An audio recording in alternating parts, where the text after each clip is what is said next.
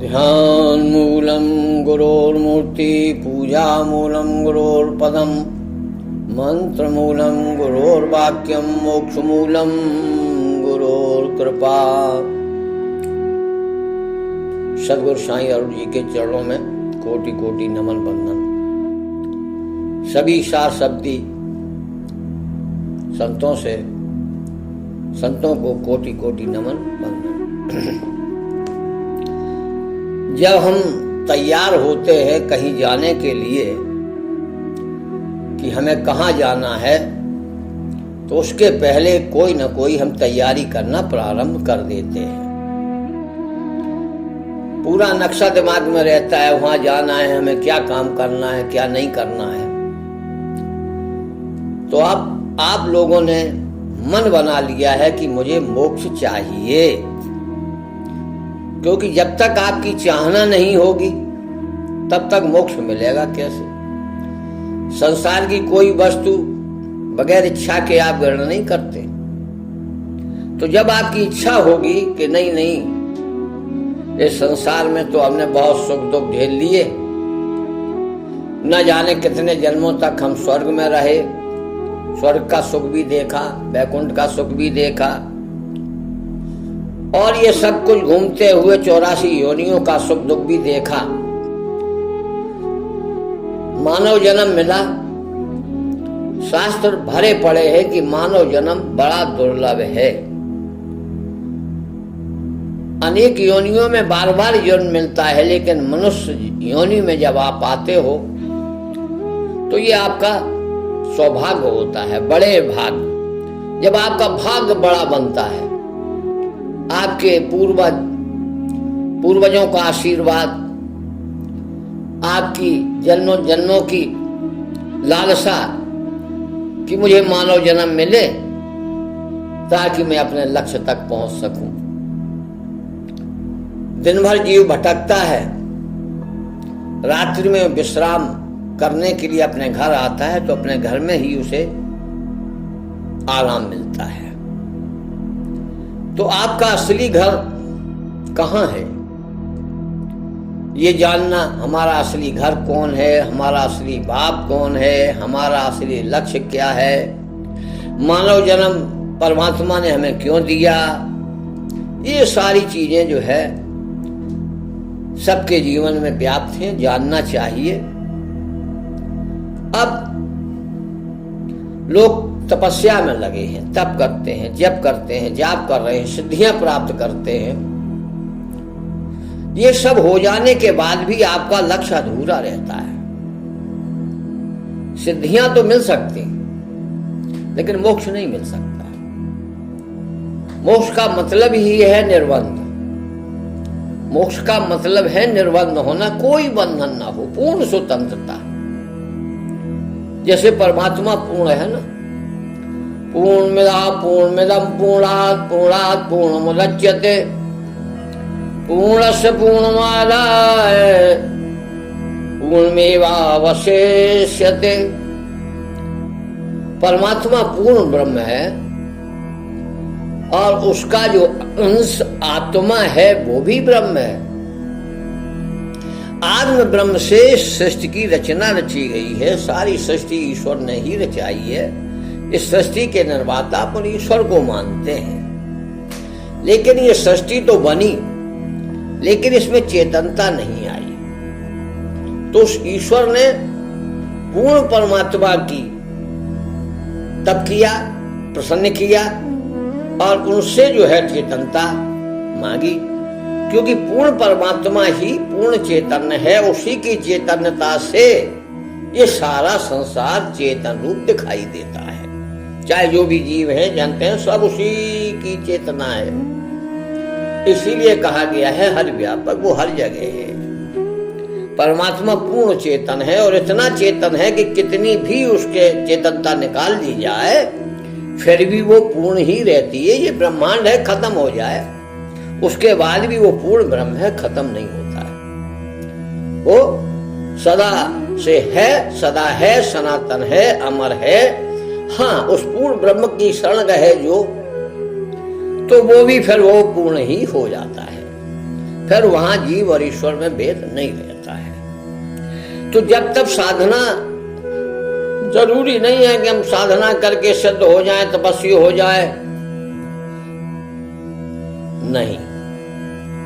तब तो जो है रावण ने भी किया, तब तो कंस ने भी किया, तब तो अनेक लोग ऐसे हुए हैं जिन्होंने तप करके ब्रह्मा विष्णु से वरदान ले लिया और वो जो है अपने लक्ष्य तक नहीं पहुंच पाए। क्यों नहीं पहुंच पाए? उसके लिए जो है ना उनकी वृत्ति काम करती है, जो बताती है कि असुरता व्यक्तियों में नहीं होती है, वृत्तियों में होती है। जहां ऐसी आसुरी वृत्तियां सघन हो जाती हैं, वहां समूचा व्यक्तित्व असुर रूप धारण कर लेता है। केवल तप करने से कोई ऋषि नहीं हो जाता। रावण, हिरण्यकश्यप ने भी घनघोर तप किया, ब्रह्मा विष्णु से वरदान पाया, लेकिन इन सारे तप और तप से मिले वरदानों से उन्हें असुर ही बनना पड़ा। उनकी गिनती आज भी असुर रूप में ही होती है, क्योंकि जब तक सिद्धि के लिए शुद्धि होना बहुत जरूरी है। हम सिद्ध तो हो जाते हैं, लेकिन शुद्धता नहीं आती है। बड़े बड़े सिद्ध जो होते हैं वो भी अशुद्धि होने के कारण और वो ना जाने कौन से लोग को चले जाते हैं। तो कहने का मतलब ये है कि मोक्ष पाने के लिए हमें कुछ प्रयास, मेहनत नहीं करनी है। कोई जब तक संयम ने मचारा, नहीं जाना तो दास तुम्हारा, इस भाव को लेकर के जीना शुरू करो और अपनी वृत्ति को सुधारो। किसी के व्यक्तित्व को देख करके उस पर निछावर मत हो जाओ। किसका व्यक्तित्व बहुत उज्ज्वल है, कितने लोग जुड़े हुए हैं, कितना क्या है, बहुत पैसा है इसके पास, बड़े बड़े आश्रम है। अरे व्यक्तित्व में तो आसुरी वृत्ति छुपी हो, ये तुम नहीं जान पाओगे। तो व्यक्तित्व को मत देखो, वृत्ति को देखो। इंसान को पहचानना है तो उसका परिचय वृत्ति से जानो। अगर आपने व्यक्तित्व को देख करके उससे संबंध बना लिया, हो सकता है धोखा है। हाँ, भले ही वो कैसा हो, गरीब हो, कम सुंदर हो, कम पैसे वाला हो, लेकिन उसकी वृत्ति यदि अच्छी है तो वो सिद्ध है। जिसकी वृत्ति शुद्ध है उसकी तपस्या भी शुद्ध होगी, उसमें आसुरी वृत्तियां नहीं आएंगी। वो हमेशा परोपकार की भावना को लेकर ही संसार में जब तक जो भी करेगा वो परोपकार की भावना से करेगा। एक दृष्टांत आता है, गौतम ऋषि बड़े तपस्वी हैं। वो तप भी करते हैं तो अपने लिए नहीं, परोपकार की भावना को लेकर के तप करते हैं कि लोगों का भला हो, लोगों का कल्याण हो। काफी लोग आते हैं उनके दरबार में और अपने दुखों का बखान करते हैं। वो आशीर्वाद देते हैं, कहते हैं जाओ तुम्हारा भला होगा। उन लोगों का भला हो जाता है। ऐसे लोगों से भी लोग ईर्ष्या करने लगते हैं। गौतम ऋषि से कुछ लोग ईर्ष्या करने लगे, द्वेष करने लगे। अरे इनकी महानता तो बहुत है। किसी की महानता को देख करके लोगों को ईर्ष्या पैदा हो जाती है। जो आसुरी व्यक्ति के होते हैं उनमें ईर्ष्या आ ही जाती है। यदि आपके अंदर भी ईर्ष्या आए, किसी के प्रति द्वेष आए, किसी से अपने पराये का भेद आए, जान लेना ये आसुरी वृत्ति हमारे पास आने को तैयार है। ऐसी वृत्तियों को जब मन में दूसरे के प्रति को भाव जागने लगे तो आप अपनी तपस्या को मोड़ दें, मन को मोड़ दें, क्योंकि ये गंदगी आने वाली है। इन गंदगियों से बचो। संत वही है जो परोपकार की भावना से जीता है। गौतम ऋषि भी परोपकार की भावना से तब में लीन रहते हैं। एक दिन देखते हैं गणेश जी ने सोचा कि गौतम ऋषि की तपस्या देखो कैसी है, क्या है। तो गाय का रूप लेकर के, बड़ा जीर्ण शीर्ण गऊ का रूप लेकर के, कराती हुई सी गाय इधर उधर पैर डगमगा रहे हैं, रास्ते से आ रही है। रास्ते में चला नहीं जा रहा है। गौतम ऋषि की निगाह पड़ी, अरे ये तो बड़ा जंतुर गाय है, ये तो चल भी नहीं पा रही है। चलो इसको किनारे कर दें, क्योंकि बीच में चलेगी तो कोई रास्ता है, कोई टक्कर दे सकता है। तो उसे किनारे करने के लिए उन्होंने क्या किया, हल्का सा तिनका ले लिया और तिनके के सहारे से उस गाय को आगे बढ़ाने का प्रयास किया। लेकिन हुआ क्या, तिनका ने जो ही गाय का स्पर्श किया, गाय मर गई। अब उनके द्वेषी लोग तो थे ही, सबने देखा, सब इकट्ठे हो गए और कौओं कैसी आवाज लगाने लगे, अरे गौतम ऋषि को तो गौ हत्या लग गई, आपने ये पाप किया है। गौतम ऋषि ने कहा, हाँ, अपनी गलती को स्वीकारा। अरे महान वही है जो अपनी गलती को स्वीकार ले। आजकल लोग अपनी गलती कोई तो नहीं स्वीकार करते, सब में तो देखते हैं इसमें ये बुराई, इसमें ये बुराई, लेकिन अपने में कभी झांक करके नहीं देखते हैं कि आप में क्या बुराई है। अगर आपसे पूछो कि भाई अब आपके अंदर क्या बुराई है, तो कहेगा नहीं, मैं तो सबका भला सोचता हूं, लेकिन पर पता नहीं क्यों लोग जो है द्वेष किया करते हैं। हम तो सबके साथ जो है समता का व्यवहार करते हैं, लेकिन हमें जो है अपने किए खराए का कभी जो है ना फल नहीं मिलता है। ऐसा नहीं है, आपको वही मिलेगा जो आपके अंदर होगा, ये निश्चित है। इसलिए अपने आप को जानोगे, जब खुद को नहीं जाना तो खुदा को कैसे जानोगे यार। तो खुद को जानो, खुदा तो अपने आप मिल जाएगा। हम आज खुद ही खोए हुए हैं, तो खुद किसका खोजना है, जिन खोजा तिन पाई, अरे अपने को खोजो, अपने अंदर जो भी गंदी वृत्तियां हैं उन्हें हटाओ। यही तप है, यही तपस्या है। परोपकार की भावना से जीवन जीना शुरू करो।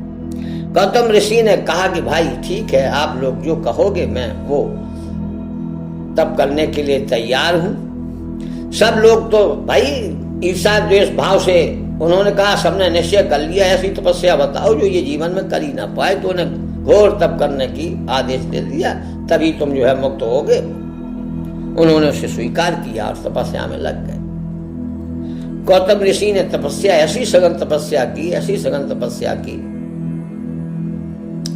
कि शिव जी प्रसन्न हो गए। शिव जी ने आकर के कहा कि भाई बताओ, तुमने बहुत अच्छी तपस्या की है। बोले हमसे एक जो है गौ हत्या हो गई थी। बोले गौ हत्या नहीं हो गई थी, आज गणेश जी भी प्रकट हुए कि गाय के रूप में मैं ही तुम्हारी परीक्षा लेने के लिए आया था कि आखिर में तुम्हारे जो विद्रोह करने वाले, जो तुमसे ईर्षा करते हैं, जो तुमसे जलन रखते हैं, उन लोगों के प्रति तुम्हारा वास्तव में क्या भाव है। तो इसीलिए कहा गया है कि अपने शत्रु को भी कभी ऐसा मत कहो कि इसका बुरा हो जाए।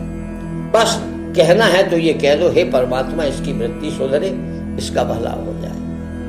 उसकी वृत्ति सुधरेगी तो लाखों लोगों का जीवन जो है ना, वो भी जो उससे जुड़ा होगा उन लोगों का जीवन भी अच्छा हो जाए।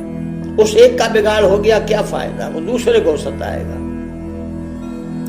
तो आज भगवान ने कहा कि जाओ, आज से ये अपने मैं तुम्हें गंगा देता हूं। तो भगवान शिव ने जो है गौतम ऋषि को गंगा दे दिया, गंगा को, और कहा कि तुम हमेशा इनके साथ रहोगे। तो गंगा मैया गौतम ऋषि के साथ रही और गंगा को एक नया नाम दिया, गौतमी। तो गंगा का एक नया नाम गौतमी भी है। तो ये गौतमी क्या है, यही प्यारे ज्ञान है। गंगा सबको जीते जी पार लगाती है, जीते जी पापों का नाश करती है, लेकिन जो ज्ञान रूपी गंगा है ये आपको परमात्मा से मिलाती है। ज्ञान रूपी गंगा, ज्ञान की धारा, यही तुम्हें राधा बना करके और कृष्ण से जोड़ देगी। तो ज्ञान क्या है, यही तो ज्ञान है कि हम अपने आप को पवित्र करें, अपने आप की वृत्तियों को सुधारें, अपनी कमियों को देखना प्रारंभ करें। यही तो भजन है। भोजन करते हो काहे के लिए, स्वास्थ्य लाभ हो, शरीर हमारा काम करे। भजन किस लिए करते हो, भजन इसलिए करो कि हमारे अंदर सफाई होती रहे, हमारा मन शुद्ध हो, हमारा चित्त शुद्ध हो, हमारी बुद्धि शुद्ध हो। जब हमारी मन बुद्धि चित्त शुद्ध हो जाएंगे तो आप तो सिद्ध हैं ही। जब आप इतने पवित्र हो जाओगे तो लोग आपके दर्शन करने मात्र से एक शांति अनुभव करेंगे, आपके पास बैठने के लिए मन बनाएंगे, उन्हें एक शांति मिलेगी, आपसे मिलने के लिए व्याकुल होंगे। देखते हो आप संतों के दर्शन के लिए लोग रात को 4 बजे से भीड़ लगाते हैं, क्यों? क्योंकि उनके दर्शन करने से उन्हें शांति मिलती है, उनका मन बस में होता है, उनकी वृत्तियां सुधरती हैं कि देखो ये कैसे संत है। संत को देख करके संत बनने की भावना आती है। आप जिसका संग जैसा करोगे वैसे ही आपका मन सोचने लगेगा ऐसा मुझे भी बनना चाहिए। एक शराबी के पास आप शराब पीना सीखे मत, सिर्फ शराबी का संग कर ले। आपको शराब पीना सिखाना नहीं पड़ेगी, संग से ही आप पीना सीख जाएंगे। इसलिए लोग संतों के दर्शन करते हैं, क्योंकि संतों के दर्शन करने मात्र से ही हमारे अंदर भी संत बनने की भावना आती है। इसलिए हम गुरु दरबार में, संतों के दरबार में जाते हैं, वहां हमारी वृत्तियां, वहां हमारी चित्त वृत्ति सुधरती है। हम संतों का दर्शन करना चाहिए। हम डायरेक्ट ईश्वर भगवान को प्राप्त करना चाहते हैं। अरे ईश्वर को तुमने देखा नहीं, लेकिन संतों को तो देखा है। संत तो तुम्हारे ही रूप में चलते फिरते तीर्थ हैं। अरे कहीं तीर्थों में नहीं जा सकते हो, किसी भी संत को देखो, उसे ही तीर्थ मान करके बस ज्ञान गंगा में नहाना प्रारंभ कर दो। जो ज्ञान गंगा में नहाता है उसे फिर मोक्ष के लिए प्रयास नहीं करना पड़ता है। प्रयास वही करते हैं जिन्हें तैरना नहीं आता है, और जिसे तैरना आता है वो तो एक क्षण में डुबकी मारेगा और दूसरे किनारे पर दिखाई देगा। इसलिए जीवन में संतों का संग करो। हमने भी अपने जीवन में भगवान को तो देखा नहीं, भगवान को कम माना, लेकिन संतों की भक्ति माल जरूर पढ़ी है। भक्ति माल संतों का चरित्र, ये सब पढ़ना बहुत जरूरी है। एक बार कृष्ण का चरित्र गीता न पढ़ो कोई बात नहीं, लेकिन संतों की जीवनी जरूर पढ़ो। संतों की जीवनी से तुम्हें पता चल जाएगा कि इनके जीवन में भी कितने रुकावटें आई, कितनी परेशानी, कितने संघर्ष से आए, लेकिन इन्होंने अपनी वृत्ति को सुधारा तो आज संत बने। और ऐसे संत बने कि लाखों लोग उनके दर्शन के लिए लालायित रहते हैं। तुमसे कोई आता है मिलने? अरे तुम्हारे तो अपने घर के ही दूर हैं, तुमसे तो तुम्हारे पड़ोसी तुम्हें देखना पसंद नहीं करते हैं। इसका मतलब है तुम कचड़े के ढेर हो। कचड़े के ढेर को देखना कोई पसंद नहीं करता। इंसान वहीं बैठता है जहां सफाई होती है। तो आप भी अपनी सफाई करें, फिर मोक्ष मार्ग पर चलेंगे। धीरे धीरे चलते चलते देखो परमात्मा की निगाह हो जाए। परमात्मा जब मेहरबान हो जाएगा तो एक न एक दिन ये गधा पहलवान हो जाएगा। इसलिए संतों की सेवा में रहो, संतों की सेवा में रहो, उनकी वृत्ति को पहचानो। वृत्ति अच्छी है तो सत्संग करो, और वृत्ति अच्छी नहीं है, दिखावा है, तो दूर हो जाओ। क्योंकि हमने कहा किसी के व्यक्तित्व को मत देखो, उसकी वृत्ति को देखो। अगर आप व्यक्तित्व को देख करके सेवा में लग गए, उसके व्यक्तित्व को देख करके आपने उसे संत मान लिया, तो हो सकता है कि वो वृत्ति से शुद्ध ना हो और आपकी वृत्ति भी बिगाड़ दे। तो न गुरु का कल्याण होगा और न शिष्यों का कल्याण होगा। इसलिए अपनी वृत्ति सुधारो। अपनी वृत्ति सुधरेगी तो तुम दूसरे की वृत्ति को पहचान पाओगे। अगर तुम ही गंदे हो तो गंदगी को तुम पहचान नहीं पाओगे। इसलिए अपने आप को सुधारो, फिर किसी भी संत के दर पे जाओ, उसे देखो, उसे परखो, उससे मिलो। व्यक्तित्व को देख करके मत जुड़ो, उसकी वृत्ति को देख करके जुड़ो। इसलिए आज के सत्संग में मैं यही कहता हूं, संत बनना है तो संतों का संग करो। संत बनना है बस, यही तो मुक्ति है, यही तो मानव का लक्ष्य है कि हम संत बन जाएं, जो हमारा कभी अंत ना हो, हम अमर हो जाएं, हम कभी मरे नहीं। जन्म मृत्यु जरा व्याधि दुख दोषानुदर्शनम, हमें जन्म और मृत्यु का भय न रहे। हमें जो रोग लगते हैं, जवानी आती है, बुढ़ापा आते हैं, अनेकानेक संघर्ष झेलना पड़ते हैं, ये न झेलना पड़े। तो प्यारे आओ सत्संग करो। साईं अरुण जी का ऑनलाइन वीडियो प्रतिदिन आता है, आप सुनिए। उसमें वैसा कोई पुराणों की कथा नहीं है। हमारी आपकी जो आपस में वार्तालाप होती है, वो वार्तालाप ऐसी है कि बिन सत्संग विवेक न होई। उस वार्तालाप को सुनकर के सुनते सुनते आपके कोई ऐसे प्रश्न नहीं बचेंगे जो पूर्ण न हो जाएं। आपकी हर शंका का समाधान हो जाएगा, और शंका का समाधान जैसे ही हुआ वैसे ही आप संत बन गए, और परमात्मा आपको अनुभूति अपनी करा देगा। परमात्मा की अनुभूति हो जाएगी। फिर क्या है, जीवन चकाचक है। जब तक प्रारब्ध है जियो, और पहले से ही तुम्हारी तैयारी हो जाएगी कि हमें तो बस कहाँ जाना है।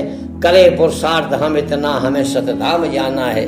सतधाम की यात्रा आपकी प्रारंभ हो गई और सद्धाम की यात्रा में हमें निर्मल, सहज, कोमल, उदार भाव, ये सब चीजें अपने जीवन में हमें धारण करनी है। तो शांति आपको अपने आप मिल जाएगी, शक्ति आपको अपने आप मिल जाएगी, आनंद आपको अपने आप मिल जाएगा, ज्ञान आपको अपने आप मिल जाएगा, सब कुछ, क्योंकि वो पूर्ण है। पूर्ण से मिलने के बाद आप अधूरे नहीं रहोगे। यही सत्संग है। रमैया राम नमो नमः।